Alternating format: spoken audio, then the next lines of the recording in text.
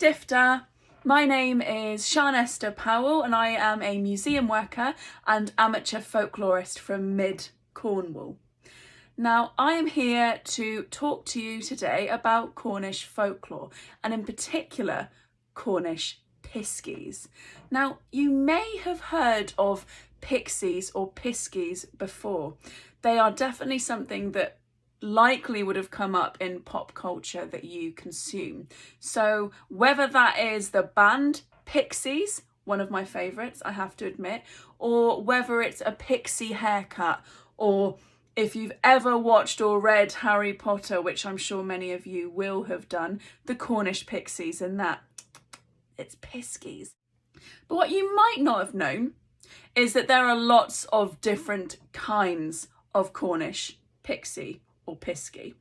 So Cornwall is a land that has a lot of diverse landscapes. We have fields and moors, we have woodland, we have coast, and in all of these different landscapes there exists a version of the Cornish piskey. Now I'm going to attempt in about 20 minutes to sum up some of the different types of Cornish piskies and their attributes to you.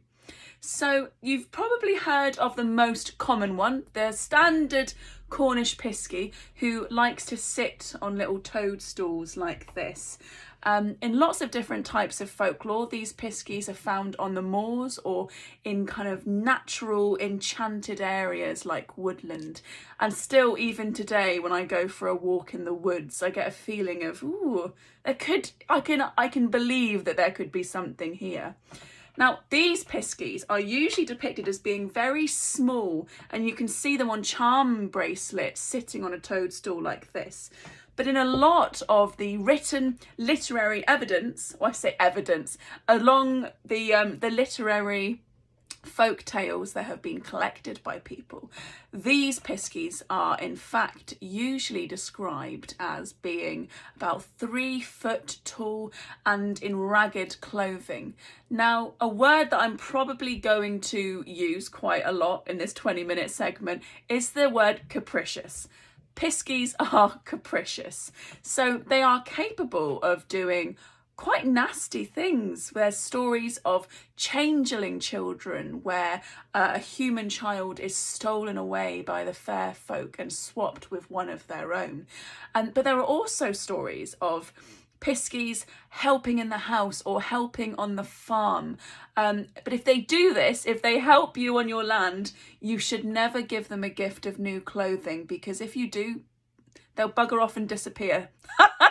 You give them a new coat or a new jacket, they're usually covered in rags. They'll be like, thank you ever so much, bye-bye. And then you will never see them again. So depends if you're feeling very charitable or if you desperately need help on your farm. So that is the kind of common piskey, the one that dances in meadows and dances on the moors and can lead you astray, steal your children or help you out, or as I said, sometimes lead you astray. Now that is a term called pisky-led. To be pisky-led is usually to be completely lost on the moors or somewhere similar like that. And I can give you some survival tips on how you can in fact avoid being pisky-led. You can either turn your clothing inside out. For some reason, unbeknownst to me, I've still never figured out why they don't like this. But for some reason, piskies really, really hate it when you turn your clothes inside out. It might just be that they look at you and think, oh my God, that person is too mad, too bonkers, even for me to bother with. I'm just going to leave them well alone. But another survival tip I've got for you is to carry a bit of salt in your pocket. Because like fairies and iron, apparently piskies do not like salt. So that is your common Cornish piskey. That's the most popular of the piskies and the most well known. So what of the other different types of Cornish piskey? You might have heard of knockers. So those are my personal favourite piskey. knockers, much like the Welsh coblynau, and I'm in fact recording this on St David's Day, ready for St Piran's Day, and I am a Cornish and Welsh woman, but I'm not the only thing that binds Cornwall and Wales together. There are very similar stories concerning the Cornish knocker and the Welsh coblynau. Now, these are mine piskies. These are small spirits, or sometimes described as spirits, sometimes described as earthy creatures, but they are small in size and they usually dress up in miniature mining garb, and they carry with them a small lantern and a small pickaxe as well. Now, the knockers, they, as well as the coblynau in Wales and possibly the kobold in German folklore and lots of other similar creatures, they were taken to America when Cornish and Welsh and everyone else, miners, emigrated to America and took their folklore and their stories with them. And they became the American folklore of the Tommyknocker. Now, let's actually explain. I'm going off on one and you might not even know what these creatures are. So they are mining piskies. They live underground and they're actually, for the most part, very helpful and very benevolent, and they don't mean miners any harm. So a common story is that you eat your pasty, holding the crust, of course, because your hands are dirty.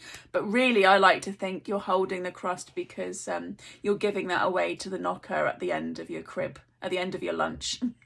So they really, really like pasties, of course, like proper Cornish men and women.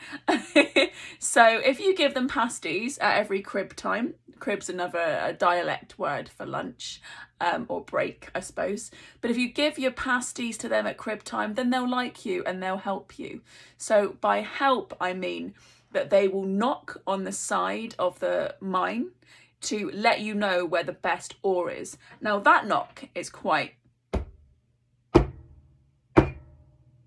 slow and methodical. It's something that doesn't scream danger to you, but it's something that you hear and it's something that you follow, and they lead you to the best ore veins. Now, if they like you, okay? So definitely, share your pasties with them. However, they also knock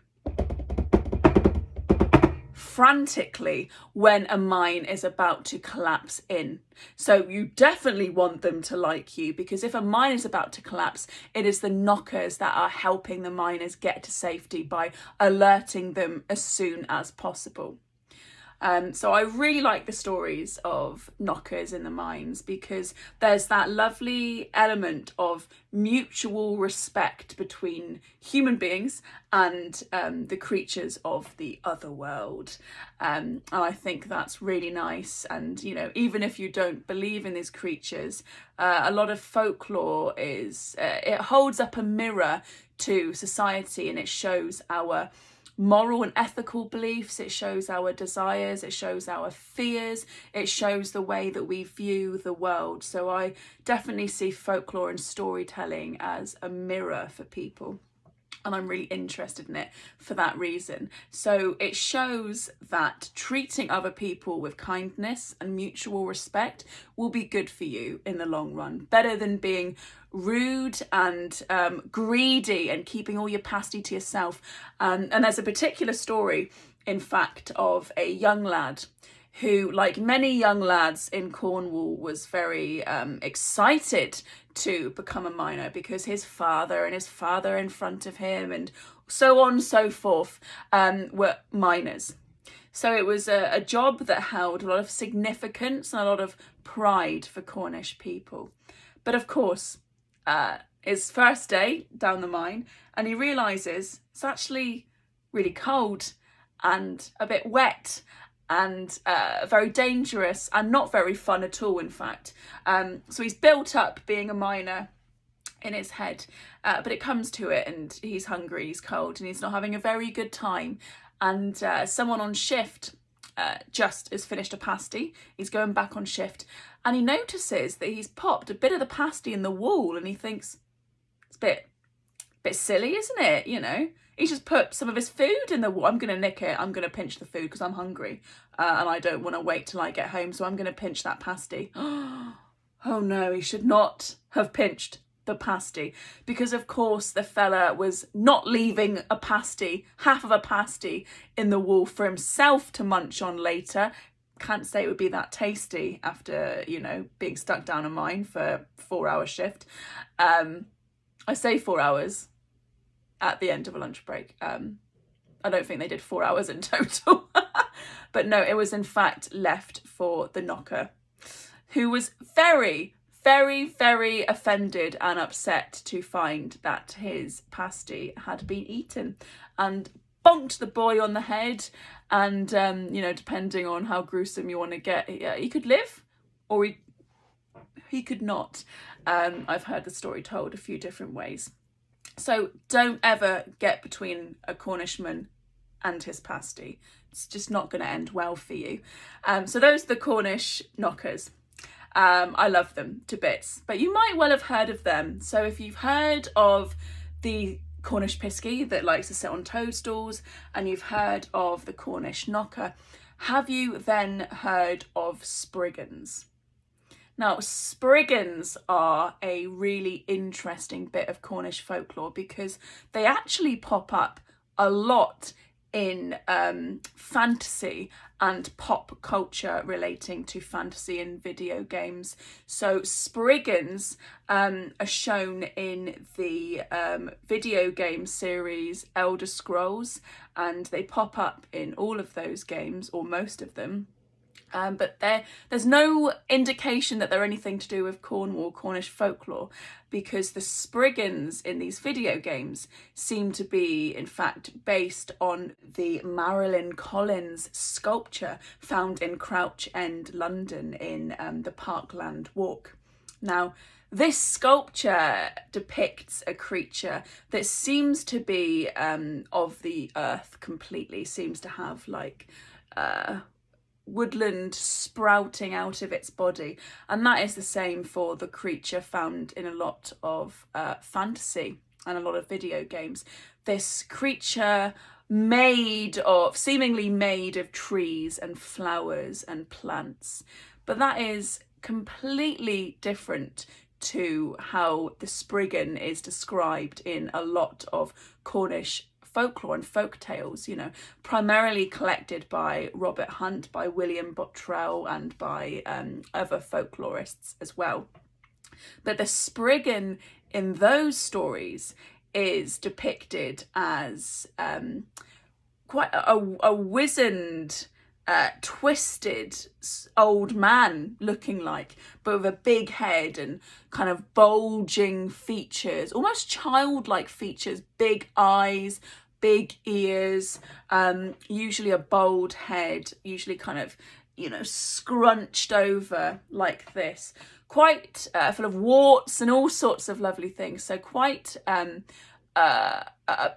pitiful and pathetic looking creature, to be honest, not a jolly rosy cheeked piskey that's often depicted in a lot of children's storybooks. No, the spriggan is made of nastier stuff.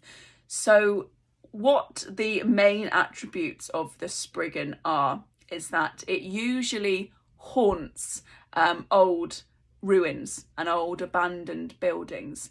Now, I use the term haunt because the spriggan, maybe even more so than other types of Cornish piskey-like creatures, is described as being a spirit. So a lot of folklorists have theorised that the spriggan was in fact a spirit of the giants of Cornwall who were driven out of Cornwall by Christianity.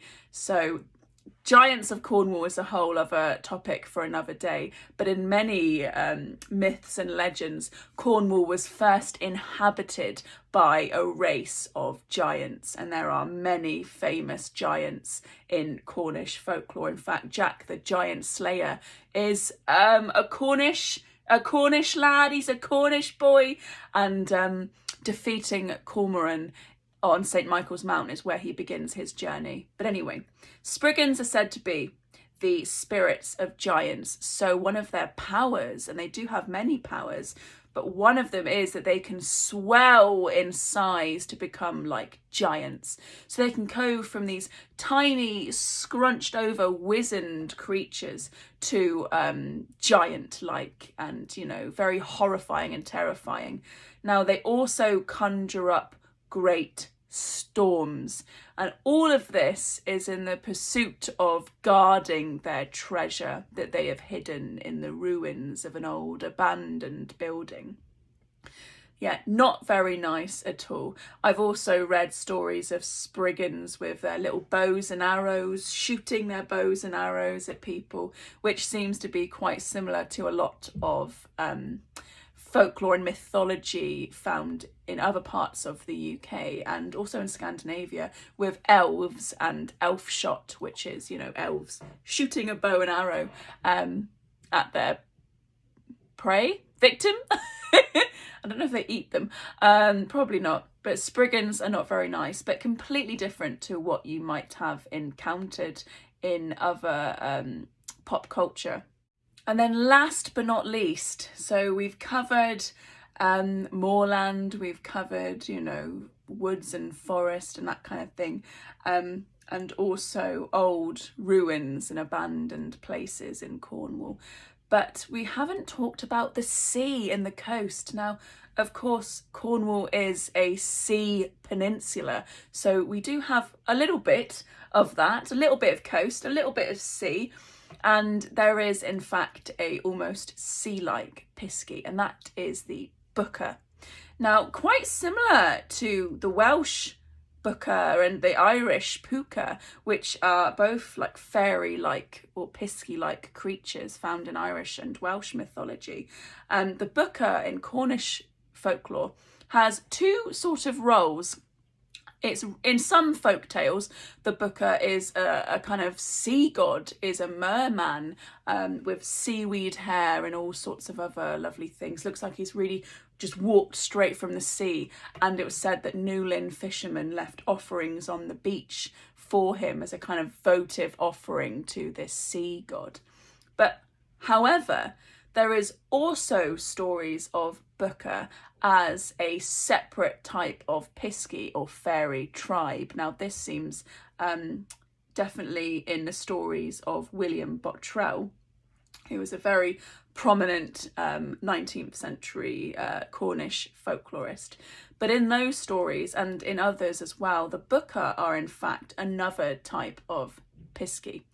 And again, they're very much capricious. They can be good, they can be bad, but they are tied to the coast and to areas near the sea. Bookers seem to be quite prominent in Newlyn and Penzance, so West Cornwall. And that's in fact something that should be brought up more, is that Cornwall itself is not homogenous with these stories. There are some stories that relate to regions of Cornwall more than others. So hopefully you've enjoyed this quick little tour of Cornish Piskies. There are lots of books that you can read. You can read William Bottrell, Robert Hunt, Catherine Briggs, lots of Brian Froud. There's lots of authors and folklorists who have talked about Cornish Piskies. You can also find me on Twitter at Sian Esther or Celtic Myths Pod. So I run a podcast called Celtic Myths and Legends, and I have also talked about lots of different Cornish folklore and mythology and tales on that podcast as well. Thank you very much for listening, and happy St. Piran's Day. Gul Perin Lowen.